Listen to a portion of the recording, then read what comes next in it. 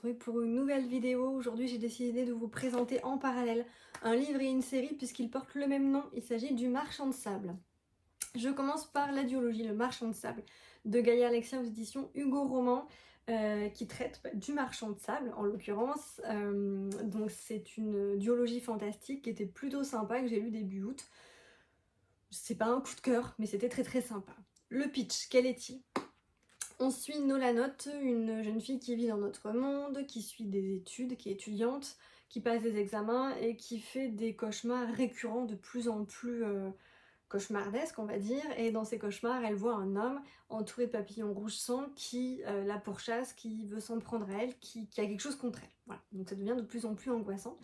Donc elle essaie de se réfugier un petit peu dans ses révisions d'examen pour éviter d'avoir à dormir et donc du coup de tomber dans ses cauchemars. Vous vous doutez bien qu'elle va finir par rencontrer cet homme qui n'est autre que le marchand de sable.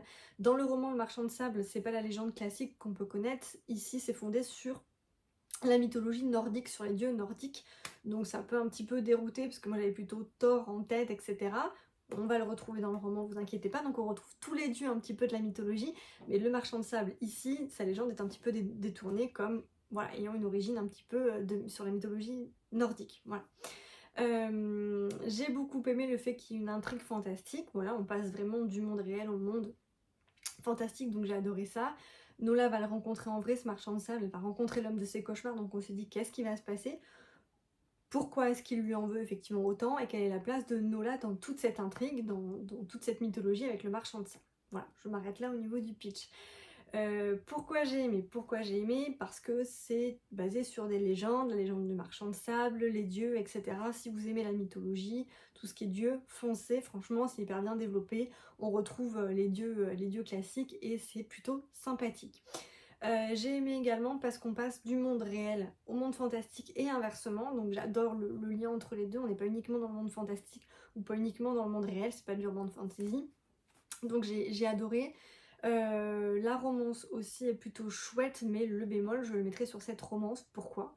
Parce que quand Nola va rencontrer le marchand de sable, dans la réalité, non plus dans ses cauchemars, autant dans ses cauchemars que dans la réalité, il est tout le temps en colère. Alors, il y a une explication dans l'histoire de pourquoi il est en colère et pourquoi il veut s'en prendre effectivement à Nola, mais moi ça m'a saoulée en fait. Voilà, j'ai pas du tout aimé que la romance se développe entre eux sur cette base-là, parce qu'il a un sale caractère du début à la fin, franchement. Alors on le comprend, on s'y attache au final, mais moi j'ai pas aimé le développement de cette romance basée là-dessus. Voilà.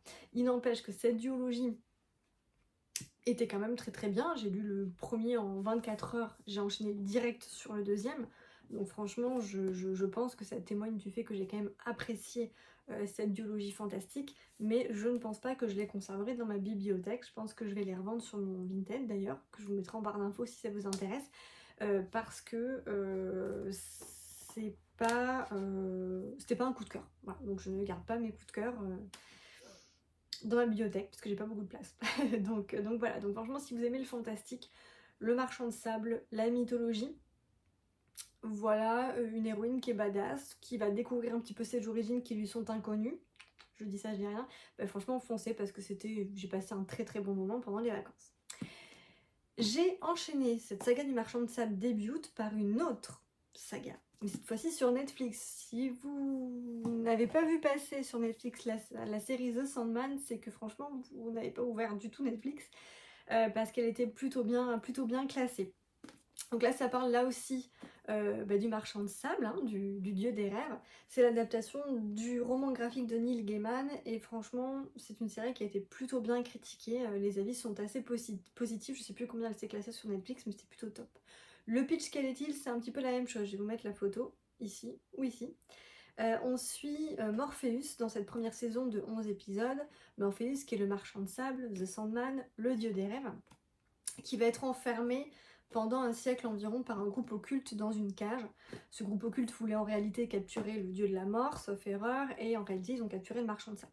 Au bout d'un siècle, il va réussir à se libérer et il va partir en quête de son royaume, qu'il va retrouver, qui est complètement détruit, qui a été complètement déserté, donc il va essayer de reprendre le pouvoir sur son monde, avec notamment des artefacts magiques qui font qu'il peut maîtriser son monde pour que tous les habitants puissent y revenir avec tout le monde fantastique qui le caractérise. Donc The Sandman, le marchand de sable, c'est quand même un dieu le dieu des rêves, qui est un dieu très très puissant, donc on va le suivre au cours de cette quête.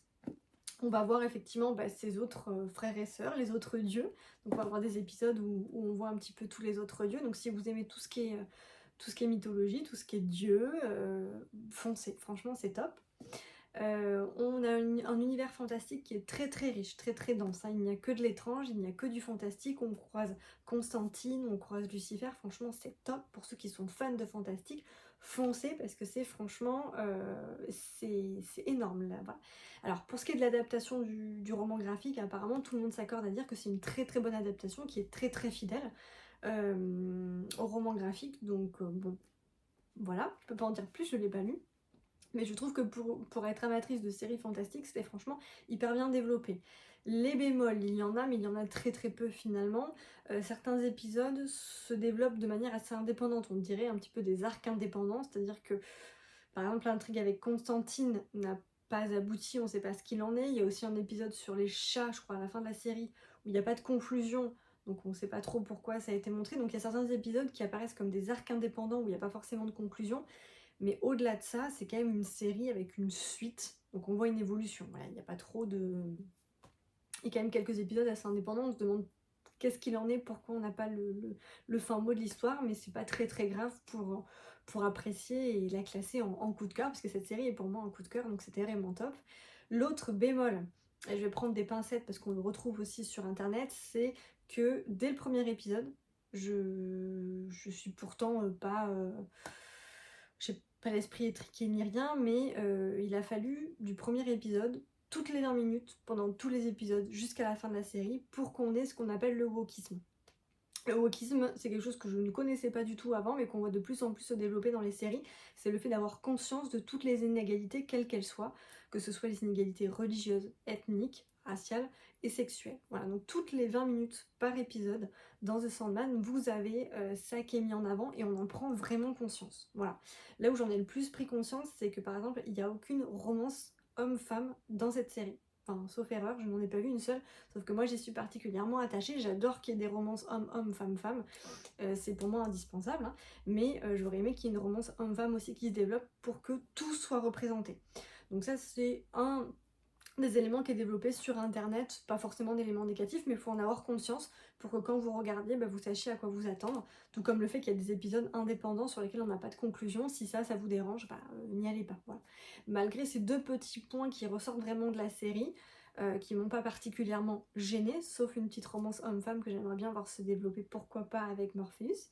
Malgré ça, c'est une saga fantastique qui est vraiment de haut vol, je dirais, parce qu'on a un univers très très riche, on baigne dans l'étrange tout le temps, dans le fantastique, il y a un petit peu de violence, certains épisodes sont un petit peu, voilà, mais il n'y a pas de grandes batailles, il n'y a pas, voilà, on est vraiment dans le fantastique pur, avec une intrigue de fond où Morpheus a pour quête de récupérer son royaume avec ses artefacts magiques et de repeupler son royaume, voilà. Donc on croise tout plein de personnages secondaires très très attachants et franchement c'est une série qui je pense ne faut pas louper si vous aimez tout ce qui est dieu et tout ce qui est fantastique, voilà, elle est vraiment faite pour vous, voilà. J'espère que cette vidéo de moins de 10 minutes vous aura plu, que je vous aurai convaincu de lire la saga du marchand de sable, la duologie, et de regarder la série, parce que voilà, c'est pas tous les jours qu'on a des séries sur les dieux. Romans, on en voit un petit peu plus, ce sera l'objet de ma prochaine vidéo. Et puis voilà, je vous souhaite de bons visionnages, n'oubliez pas de mettre un pouce pour m'encourager, et puis je vous souhaite de très bonnes lectures. À bientôt.